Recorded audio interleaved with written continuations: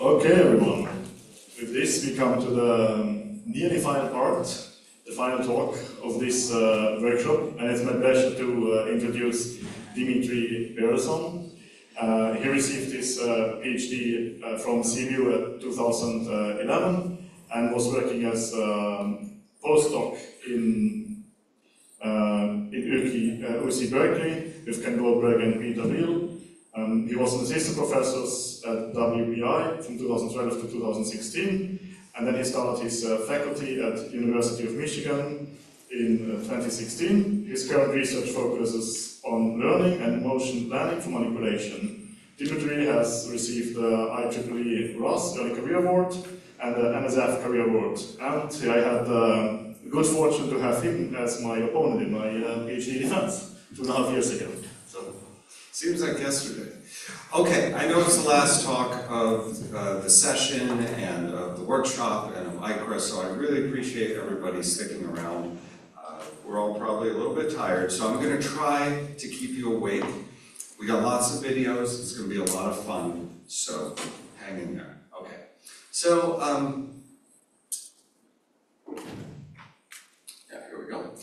So we're interested in doing some long horizon deformable object manipulation tests, and of course you might say, well, even short horizon deformable object manipulation is really hard. But long horizon makes things much worse, right? So we know that there's a huge state space. Even if we discretize it, it's going to be huge. And now you want to plan long paths in this state space, not just short paths.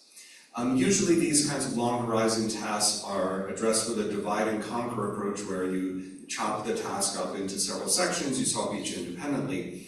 But it's very unclear how to segment deformable object manipulation tasks. Like if you want to make a rope into a certain shape, how many segments is that? How many regrasps do you need, and so on.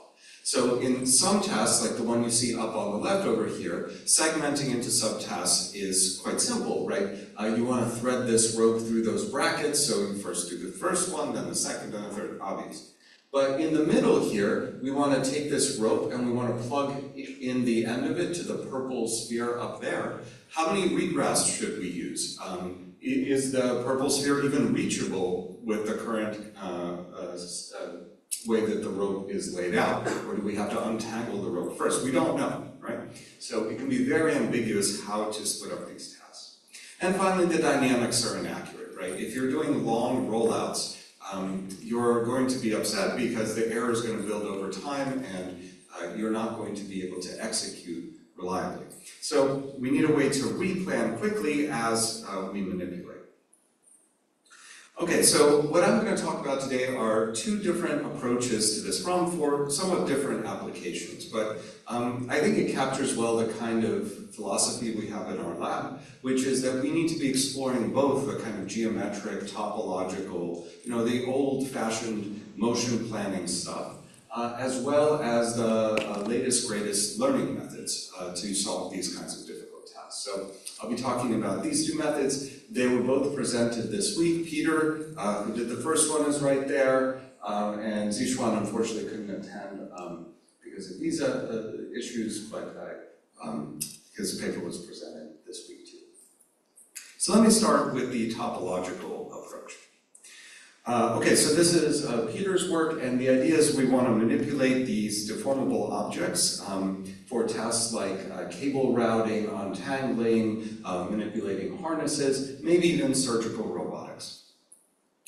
And there's, of course, been a lot of prior work on doing multi-stage manipulation, and also in deformable objects. We've seen some of that. But usually there's some kind of restrictions, like we have a planar action space, or we have a fixed set of motion primitives and locations where we can grasp an object. Or we're dealing with like somewhat more specialized, like not untying problems, that we have a set of motion primitives that we want to apply. And this is all very strong work, but it doesn't really give us a coherent sense of how do we talk about the topology of rope configurations and use that for planning. Another thing I want to mention as prior work is, of course, model predictive control. That's what we're going to be using to replan online. And we need this because there can be disturbances, there can be inaccuracies in dynamics, I don't just want to plan a long horizon trajectory and execute it, I want to be replanning quickly. And specifically, we're going to be using these sample-based MPC methods like MPPI, and they have some very strong advantages. They are very flexible, they make no assumptions on the structure of your dynamics, for instance, but they also have some drawbacks. So the chance of sampling good long horizon trajectories is small, and so that's why we need to split up the planning problem into subtasks. And we also need good initial trajectories so that we can converge to a local minimum, a good local minimum. Okay, so here's a short motivating example that I think illustrates the concepts of topology in rope manipulation quite well. So let's say we have this task where we want to plug in the end of this cable into the power strip on the left. So clearly I can't do it with just the right hand, so I need to grab the tip of the cable with the left hand so I can plug it in. No problem, I've got an IK solver, I can grab that tip. But let's say I get two possible IK solutions, right? The one on the left grabs it by going through the frame, and the one on the right grabs it from kind of above, right? Now, you and I can look at this and say, we definitely want the one on the left, right? Because that's going to be, that's going to allow us to get to that power strip. The one on the right is going to get blocked by that frame. But how do we actually characterize that, in a general way? And it turns out that you can look at it in terms of the kinematic structures in the scene. So if you look at the kinematic loop, or which we call a grasp loop here, that's formed by grasping the deformable object with the two arms, you see it forms this kind of closed chain, right? And you also see that the obstacle, this frame here, also forms a closed loop. And these two loops are in fact linked, like links of a chain. Whereas on this side, these two loops are not linked. So what this is telling us is a kind of signature for this configuration, or these two configurations, and the signatures are meaningfully distinct.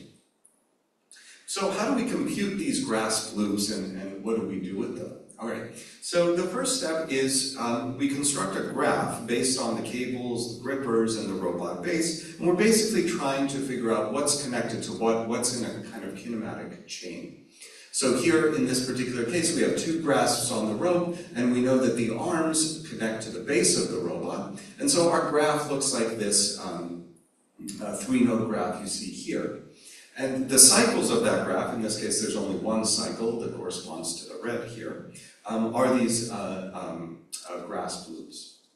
But once we have the grasp loop, we can compute whether or not it links with any obstacle loops in the environment using the H signature, which is a topological signature developed by Bhattacharya et al.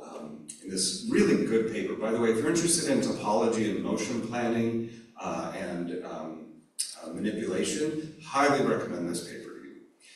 Okay, so this is what we get as a signature for this particular configuration. But there are other loops here as well. So for instance, here the cable is actually attached to a plug that's up in the upper right, that's labeled A1, and the base is attached to the floor. So there's this attachment point where we could basically say there's a virtual connection between those, and that forms another loop, and we can talk about if that loop is linked with the obstacle or not. And so on, right? We can have multiple obstacle loops, multiple grasp loops, and we have a coherent way to talk about how they're linked. Okay, so at this point, it's pretty abstract. You got a bunch of loops, you got a signature, what do you do with it? Well, it turns out you can do quite a lot, and I want to show you three specific examples where this can be useful. The first one is what we call an untangling task, where we want to plug the end of the rope, it's like a power cable, up into that purple sphere. And the way that we're going to do this is with a very, very simple planning approach. I've abstracted away a lot of the details here. But the main idea is we want to get that endpoint of the cable to that purple region. The purple is our goal. And we're just going to grab the cable and run MPC to move that endpoint to the goal. Now, if we reach the goal in that way, then life is good, not much else to do, we're done, right? However, if we have the wrong topological state for our grasp loop, it turns out that we're going to get trapped, meaning that the MPC won't be able to make any more progress toward the goal. And that's when we actually have to plan a new grasp. So this grasp is designed to break out of the current grasp loop signature and perhaps explore a different one, or if you know the goal grasp loop signature, then you can just bias the grasping to try to produce that directly. But you don't have to know the goal. It's just if you do, it's much more efficient. So this planned grasp, I'll talk a little bit more about that in a minute, is really the core of the method, which looks at the grasp loop signature and uses that along with a few other costs to determine where to grasp the rope next. And then we do that grasp and we run MPC. We might get stuck again. There's no guarantee that we're in the right grasp loop signature necessarily. So we're going to keep doing this, keep exploring different signatures until we complete the task. So here's how we decide on a grasp. There's several different things we consider in the cost function for a given grasp. So the first is it feasible to even grasp the rope at that point? The second is, what is the loop signature? Is it different from previous ones we've explored? Is it, if we have a goal signature, is it similar to that one? And then how much motion the robot has to do to achieve this, as well as how much motion of the rope is going to be required, and then how far we are from the point we actually want to be controlling. So all of these go into the decision of how to pick a grasp. Okay, so here's this untangling example, and as you see, we start with grasping the rope, and in this particular configuration, that's the grasp loop, and you see it's intersecting with some obstacle loops. Well, so we're trying to get to the goal, and we get stuck. Right? So the hypothesis in this work is that we're stuck because we have the wrong topological signature. So we need to change that topological signature, and that's what that grasp planning does. And so now we have a different topological signature, but look, we're stuck again, right? So that wasn't the right one, so let's try a different one. Now we're going to release that grasp, and now we can make a little bit more progress, but we're still stuck. We got stuck again. So now we're going to find a different grasp. And now we can actually grasp the end point of the rope. Takes a minute here, and then move that to the goal. And this happens to be a good topological grasp loop signature and allows us to get to the goal. What I want to point out here, this is probably not the most efficient way to do this task, right? There's probably a better way to do this task, because all of the decisions here are being made quickly in the MPC method. We're not looking for optimality. We're just looking to explore these loop signatures until we find something that works. And this is what we get. Here's another task. This is one where where you actually know the sequence of grasp loop signatures you want, because you know you got to first put it through the first bracket, then the second, then the third, and then you don't need all of this exploring of different grasp loop signatures. You can just pick good grasps directly, and that's what you're seeing here. So it's much more efficient because you know the grasp loop signatures that you need. And here's one, I like to show this because I like to say that including this reasoning about grasp loops doesn't degrade your performance. It's not like you need to have a complex topology in order to apply our method. In this case, the grasp loop signature is trivial. It's just a rope on the floor. But by using our method and choosing grasps, as I described before, you can do things like bring the endpoint of this rope to that purple sphere without changing the topology of the scene. So we're not losing anything by reasoning about these grasp loops. Okay, here's a real-world example where we, again, want to plug this cable into the power strip. And this is going to show you some of the difficulties of making this work in the real world. So first, of course, we got to pick up the cable. This inset view is a camera on the right. And now we're going to start moving over to get it through that frame. You see the warm starting part. Initially, we have to sample a lot in MPC. Now, what you can see there, you saw how the plug kind of caught on the bottom of the bracket. That's something your simulator is not going to be able to anticipate. And the simulator here also predicted a different rope state, and to make this robust, we have to actually implement visual servoing in order to complete the grasp, right? So this is just going to show how important MPC is. You cannot trust the rollouts of your simulator when you're working in the real world. Okay, so we do the handover and we achieve the task. By the way, sorry about the flashing here. We couldn't find a way to take it out. It's from our camera that's monitoring, that's tracking the road. Okay, so next up, we're going to look at this problem from a different perspective, from a learning perspective. Because while it's great that we could exploit the topology of things to reason about these subtasks, that's not always the case, right? There can be tasks where there's really no meaningful topological change, but we need to break the task down into subsections anyway. So I'm going to talk about this method that is using diffusion to figure out how to break the task down. So the idea here, first of all, this is the work of Zixuan Huang, who is a PhD student in my lab. So the idea here is we're going to now guide MPC by dynamically generating subgoals, and these subgoals are going to be just states of the object. Okay, so this is kind of what we want at the end of the day. The task here is to pick up this notebook and fold it on top of the table. And we want our method, which is based on diffusion, to output this series of subgoals so that these can be used in the cost function of MPC to effectively guide MPC to the goal. So once we have those subgoals, we now run MPC and we can produce a trajectory like that. Whereas if you didn't have the subgoals, if you gave MPC the goal directly, it would definitely get stuck in a local minimum here. And then, of course, we don't just want to generate this sequence of subgoals once because we assume inaccurate dynamics and disturbances and so on. So we actually want to regenerate this online as we replan. Now, of course, there's been some related work on learning-based MPC, learning sampling distributions or optimizers. There's a lot more than this. These are just two relevant references. And what we're contributing is actually in this area here. We're learning subgoals for MPC. And of course, we are not even close to the first people that are applying diffusion to robotic manipulation. Some really nice work at diffusion policies, decision diffusers, and so on.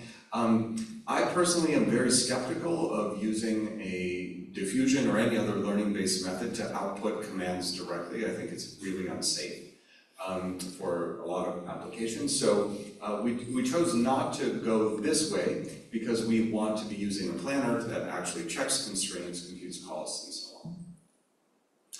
on. Okay, so the problem that we're addressing here, we have a underactuated object like a notebook or a rope or something like that. Of course, we have this high-dimensional state space, complex dynamics, and our goal is to generate a sequence of subgoals, which are object states, not robot states. We assume the robot will be able to kind of servo to those object states for use in MPC.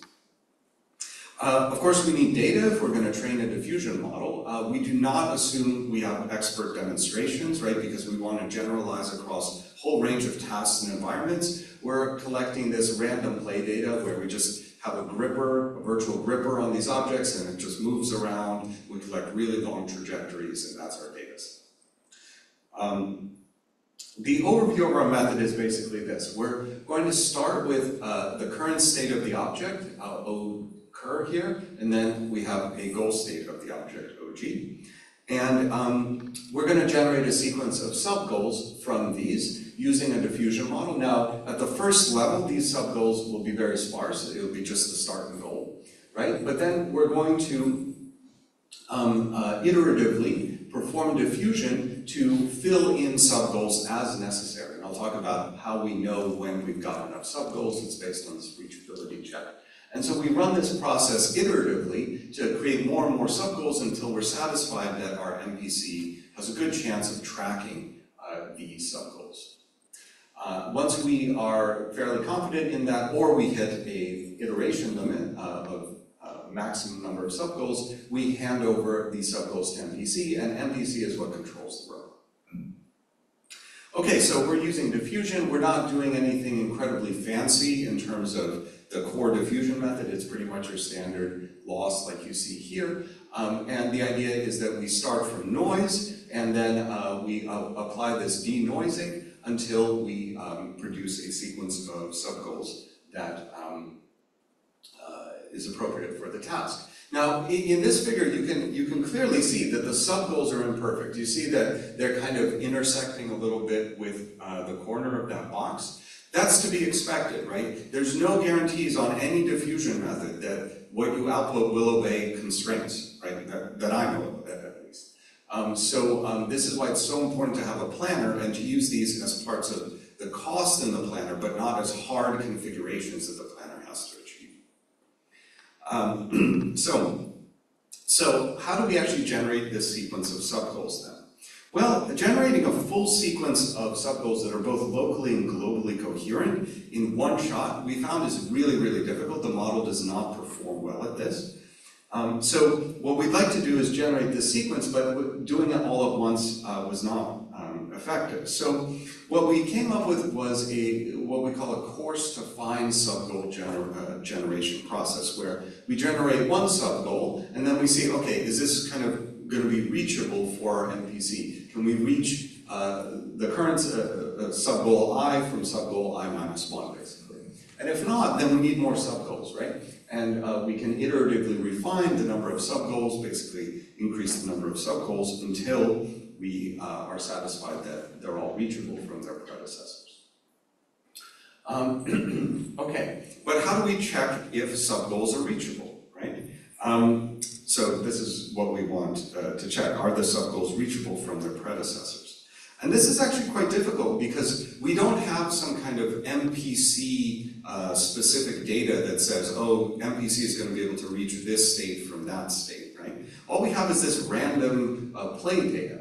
However, we can make a kind of assumption about our MPC controller that it's a pretty good short horizon optimizer. So that if I limit my horizon to H, and I look in my data set for a sequence of object states with H or less steps between them, then I can be fairly sure that if object state A and object state B are less than H steps apart in the data, the MPC will be able to get from object state A to object state B, because it's pretty good at optimization. It should do almost always it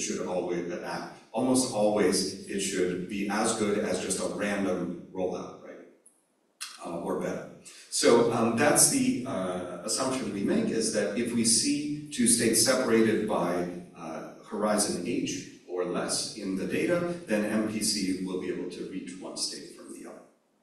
And this allows us to basically form a kind of pseudo distance metric. It's not a true distance metric, of course, but it allows us to say what is reachable from what, and we use that to supervise training a reachability prediction. Okay? So once we have that, we can do the coarse-defined subgoal generation. So the idea is we start with a set of subgoals, initially just the start and goal. We do some redistribution, I'll talk about that in a minute, and then that goes in as conditioning to subgoal diffusion, and the subgoal diffuser is trying to refine this noisy set of subgoals, which is just the start goal and noise in between, into a good set of subgoals, and it's using this as conditioning as a kind of initial guess of where some of these subgoals should be. Optionally, we can also use the environment SDF. We can include that as additional conditioning for the subgoal diffuser. Now, how do we actually upsample subgoals and do this redistribution? Well, imagine you have these three subgoals shown up there. The first arrow, the green arrow here, shows that the subgoal in the middle is reachable from the start, but the goal is not reachable from the subgoal in the middle. So if we just say, oh, let's just get more subgoals, we'll just linearly interpolate in latent space, then you're adding a subgoal possibly where you don't need it, and the subgoal you added on that red edge doesn't actually fix the problem. You need to actually be putting both subgoals on the red side and none on the green side. So we have a way to do this that's based on reachability. We call it reachability-based interpolation in latent space. That basically puts the subgoals where you need them, not just evenly spaced. Okay, so with that, we can now look at the full framework where we start from the starting goal and we iteratively generate these subgoals, conditioning on the previous number of subgoals to generate the next, bigger number of subgoals, until either we hit some iteration limit or all the subgoals are reachable from their predecessors. And then once we do that, we pass it to MPC, and that controls the robot. The way we do MPC is pretty straightforward. We're using MPPI with Mujoko as the dynamics. But one kind of wrinkle is that we don't just plan to the next subgoal. Actually determining what the next one is or what the closest one is kind of difficult because you need a distance metric in like deformable object space, and that's not fun. So we actually are including the whole chain of future subgoals, and whichever one the MPC can get close to will give it a low cost. So we're actually evaluating the cost to the closest subgoal we reach, not just the next one in the sequence. And then we have some smoothness terms and collision avoidance terms. Okay, so we did two types of experiments, one with rope, one with this notebook. The notebook, the environment varies, and it can be pretty constrained, as you see over there. And this is the environment where we actually need the SDF in order to perform the task. With the rope, there's no obstacles, so we don't need the SDF. There's two types of notebook tasks, folding on the right and folding on the left, and the environment is randomly generated for each run. The rope, we have several different configurations that the rope should achieve. So here are the results of our trained diffusion model. So again, you see on the left is the notebook, on the right, this is making a circle with the rope. You can see the execution here. This is a different rope task where you have to make this kind of alpha shape. But the idea here is that the subgoals are being re-predicted at each time step in order to help MPC complete the task. Now, we did, of course, compare to some baselines, and we found that dynamically deciding the number of subgoals is actually quite important. If you just fix a number of subgoals, you tend to get stuck, as you see on the left here with decision diffuser. It seems to be very important that the number of subgoals is adaptive. So in terms of quantitative results, we outperformed the baselines. If you use just vanilla MPPI, it's actually a little better than the other diffusion baselines, surprisingly, I think. But ours outperforms that as well in terms of distance to the goal. And here are some real-world examples. Now, you see this notebook folding task over on the left, and the subgoals being re-predicted are shown on the right. And up in the upper right, you see the number of subgoals over time. And as you'd expect, as you complete more and more of the task, you need fewer and fewer subgoals to actually complete the task. So that's something that we observed was quite important. If you try to predict a lot of subgoals in a very short space, there's a lot more potential for the diffusion to screw up. So you actually want to predict fewer subgoals when you're going a short distance. And here's an example for the rope. Again, I'm sorry about the flashing camera here, but we're trying to make this S shape with the rope. And this is, I think, a particularly tricky task for an MPC method because you can't kind of go there directly. You actually have to swing out past that first curve and then kind of curl back around. And so MPC tends not to want to do that. So it's really important to provide those subgoals so that you kind of force it out of the local minima that you would have otherwise. And again, you see the number of subgoals is decreasing over time, as you would expect. Okay, so today I've talked about two routes toward long horizon deformable object manipulation. One was based on geometry and topology, and the other was based on diffusion and sought to inform MPC through predicting subgoals. Of course, the obvious question, for the next step, the obvious question is, can we put these together, right? Should these really be separate? And I think, of course, we should be thinking about how to merge these. But it's kind of tricky, because we want to do diffusion over a more abstract representation of the state. So you'd say, oh, let's do diffusion in the latent space. But just having a latent space may not be enough. We actually want some strong geometric meaning or topological meaning to the points in the latent space. So can we have some sort of topological latent space that we can plan in that perhaps includes grasp loop signatures and other topological considerations? I'm very interested in exploring that. And I think at a higher level, also interested in investigating state abstractions in general for deformables, right? I think we think too much about states of deformable. State was developed for rigid objects, right? Where the state space is relatively small, you can interpret the state in a clear way.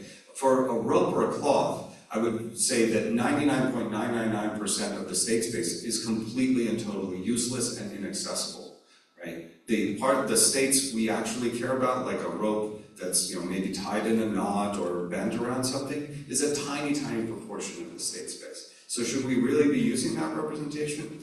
I don't think so. I think we should be thinking about contact relationships, visibility, controllability. That's more informative than the positions of everything. Okay, so with that, I'd like to say thanks for your attention. Thanks for sticking till the end of the workshop. And thanks to all my great students who did this work and to our sponsors. And I'd be happy to answer questions.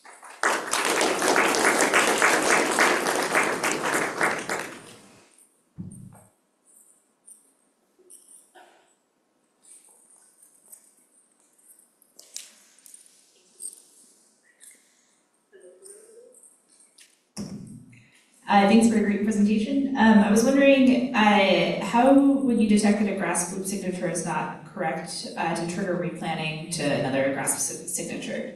Yeah. So we make an assumption here in the planner that if we're stuck, basically, if MPC has stopped making progress, the problem is that we have the wrong signature, right? In that first version of the planner I showed you. That is not necessarily true. MPC could be stuck just because you got some bad samples, right? So it's really hard to distinguish when you're really stuck and you really need to change your grasp versus the planner is just not finding a path. So currently we're just assuming all stuck is because of the wrong topology, but clearly that's not the whole story. Thanks for the excellent talks, really cool stuff. I'm curious on the first one, maybe I missed it, but I'm curious what your answer is to, can you use this or adapt it to tangle or untangle knots? Yeah, so we stayed very far away from knots in this because we assume that these grasp loops are of this very simple structure, so they're not knotted around themselves. If they're knotted around themselves, then you need a different way to compute all these H signatures and so on than what we're using. So we explicitly did not look at knots for this reason. Yeah. Thank you. Hi, thank you for the very great talk. I was curious, how about the first work? How would you extend this idea, this loop signature for clothes, for example? There are a lot of loops in clothes, like collars, but even like T-shirt, can have a loop, but all of a sudden you open and the loop disappears. So, what are your thoughts on that?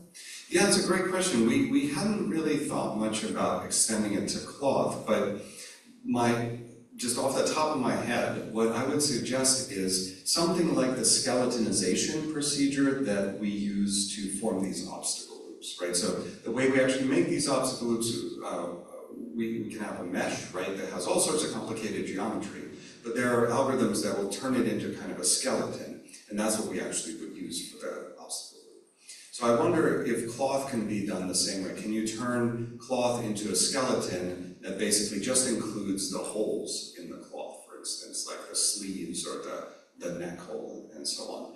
And then you can reason about whether something is, linking with that hole or not, or going through that hole or So that's my guess off the top of my head, but I would have to think a lot more about Okay, then one very fast question about the second work. I really like this idea of using diffusion not for planning, but for getting these sub-goals. Have you thought of maybe using the actions that the diffusion model could provide you, not for performing the action, but rather for as initialization of your sampling for the MPC? Yeah, definitely. So I think that's a nice way to also integrate the learning-based methods with an MPC method. I think that the way we're doing it, I would prefer this way. The reason is that the sub-goals have a kind of clear state space meaning, right? Like here is where you should put the object, right? Whereas actions, I feel like, you know, let's say I predict a chain of 10 actions, right? And let's say I make an error on action number 2. Well, if that is a non-trivial error, then action number 10 is going to be wildly away from where it should be. Right? Whereas if I make an error in my state space prediction, that's just a small error on just one dimension, well, then the notebook is, you know, a few centimeters to the left of it, right? So I feel like the robustness, or how can I say, the sensitivity of the action sequence prediction to error is greater than this kind of way of doing it in state space. Is that clear? Yeah, I completely agree with you. I was more thinking maybe it doesn't make sense. Why not having both? So you have the sub-goals and you have also a guess. So what's the sequence of actions? Because diffusion can provide you that. And that serves as a initialization of the sampling distribution. Yeah, absolutely. So predict actions and sub-goals use actions to initialize diffusion. Initialize MPC. Yeah, very reasonable. I think in this work, I don't think it's so necessary because the whole point of doing the sub-goals is that you've broken the problem down into pieces where MPC, vanilla MPC, just sampling a random initial trajectory is going to be good enough. Right? So that's kind of the goal here. But it could be even better if we warm started with actions from diffusion. No, but it's also true the sub-goals. We should shorten the horizon. That's my point of your work. So I think it's a good motivation. Okay, Thank you.